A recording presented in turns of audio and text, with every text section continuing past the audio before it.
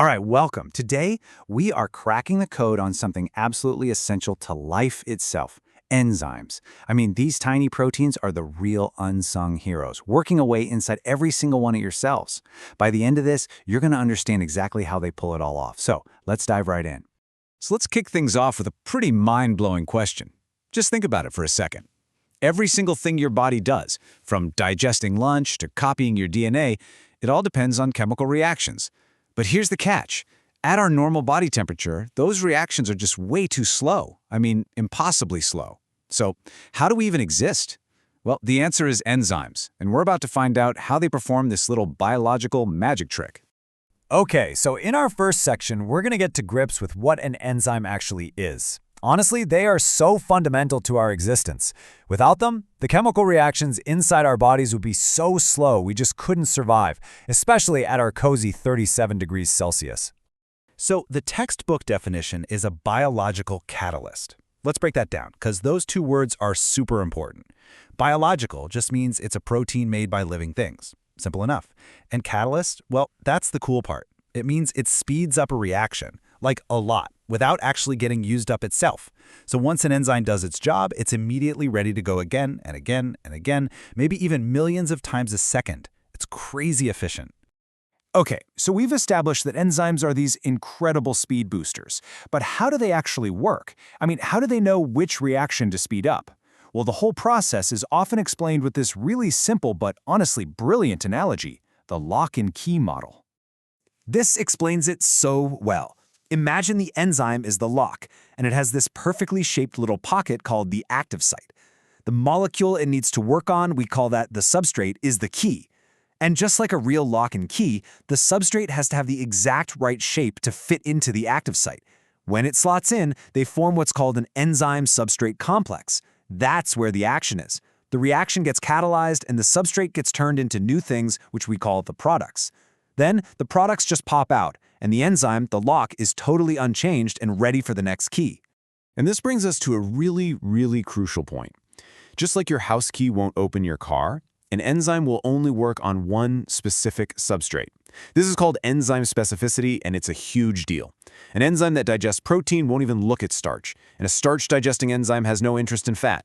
It all comes down to that unique, specific shape of the active site. That shape is everything. Now here's the thing. Because enzymes are proteins with these super precise shapes, they're also a bit, well, sensitive, a bit high maintenance.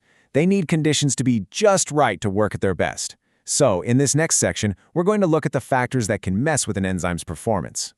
First on the list is temperature. You know, when it's cold, enzymes are pretty sluggish. But as you start to warm things up, both the enzyme and the substrate molecules get more kinetic energy. They start whizzing around faster, which means they're way more likely to bump into each other. This speeds up the reaction rate, and it keeps getting faster and faster until it hits its optimum temperature. And for us humans, that sweet spot is right around 37 degrees Celsius. No surprise, that's our body temperature. But what happens if you go past that perfect temperature? Well, this is where things get serious. If it gets too hot, the delicate bonds holding the enzyme in its specific 3D shape start to break. And when those bonds break, the active site completely changes shape. Suddenly, the key doesn't fit the lock anymore. We have a special word for this, and you absolutely need to know it. The enzyme is denatured. And here's the critical part. This is permanent. It's irreversible. Think about cooking an egg. The clear protein goes white and solid. You can't uncook that egg, right? It's the same idea. A denatured enzyme is out of a job for good. And it's not just heat that can cause this damage. pH, that's the measure of how acidic or alkaline something is also absolutely critical. Most of the enzymes in your body are happiest right around a neutral pH of 7. But of course, there are exceptions. Take pepsin, an enzyme in your stomach. It actually loves the super acidic conditions in there.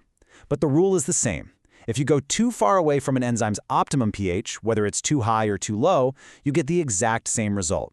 The shape changes, the active site is ruined, and the enzyme denatures. Okay, one last factor. The amount of substrate available.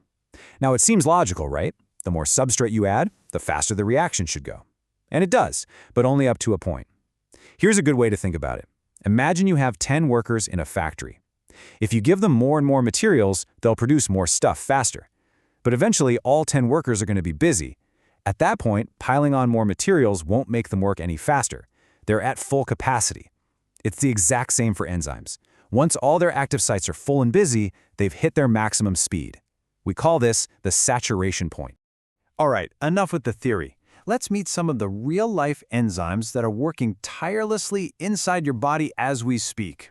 We're going to focus on the ones that are busy helping you digest your food. So here are the three main players in your digestive system. First up, you've got your carbohydrases, like amylase. Their job is to break down big carbohydrate molecules, like starch, into simple sugars. Then you have proteases, like the pepsin we mentioned earlier. They chop up massive protein molecules into their building blocks, amino acids. And last but not least, lipases get to work on lipids, or fats, breaking them down into fatty acids and glycerol. And you can see they're produced in a few different places along your digestive tract to get the job done. Okay, but how do scientists actually prove all this stuff about optimum conditions? Well, let's walk through a classic experiment you might even do in school, investigating how pH affects the activity of amylase. This is how we can see the theory in action. So here's the basic setup. You get a bunch of test tubes, you put some starch solution in each one, and you use different buffer solutions to make each test tube a different pH.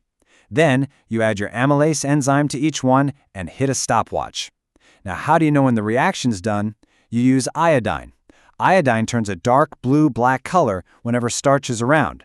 So every 30 seconds or so, you take a little sample and test it.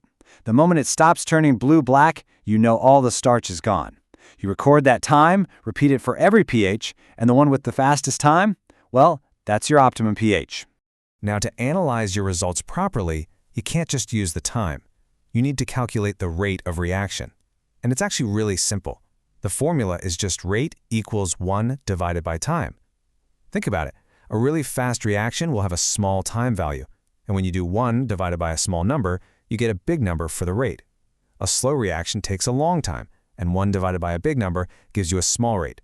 It just makes the numbers easier to compare and plot on a graph to find that peak for the optimum pH. All right, this is it. This is where the rubber meets the road. We've gone through the theory, we've looked at the practical experiment, now let's put it all together and apply it to a typical exam question. This is exactly how you're going to lock in those top marks. So, picture this. An exam question gives you a graph and asks you to explain the difference in activity between two enzymes, pepsin and trypsin, specifically at pH 7. How are you going to answer that? Let's take a look at the kind of data they'd give you. So they give you a graph like this. You can see right away that pepsin, its peak activity is way down at an acidic pH of about 2. That makes sense, it's from the stomach. Trypsin, on the other hand, it peaks around pH 8, which you'd find in the small intestine.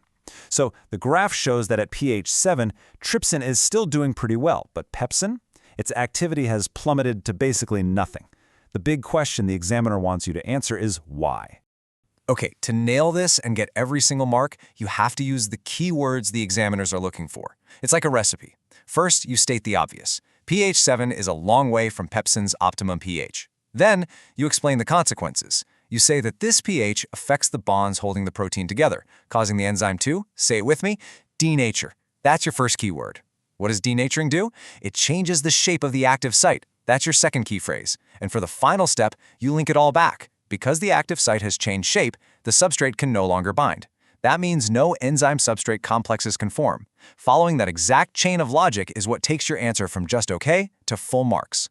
And that pretty much wraps it up. We've seen how enzymes are these super specific, incredibly efficient, and kind of sensitive catalysts that literally make life possible. Which leaves me with one final question for you to chew on. When you think about the thousands of different enzymes in your body, each with a unique job, from digesting your breakfast to building your DNA, which one do you think is the single most important enzyme in your entire body? There's no easy answer, but it's a really interesting thing to think about. Thanks for joining me.